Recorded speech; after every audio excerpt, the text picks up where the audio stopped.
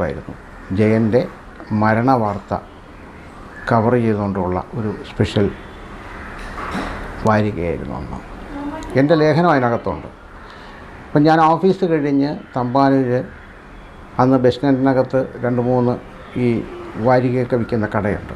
അവിടെ ചെന്ന് film magazine വാങ്ങിക്കാൻ നിൽക്കുമ്പോൾ അന്ന് രാവിലെ ഇറങ്ങിയതാണ്, രാവിലെ ഉച്ചയ്ക്ക് മറ്റും ഇറങ്ങിയതാണ്. പക്ഷേ ആ കടക്കാരൻ പറയുന്നു തീർന്നു പോയി.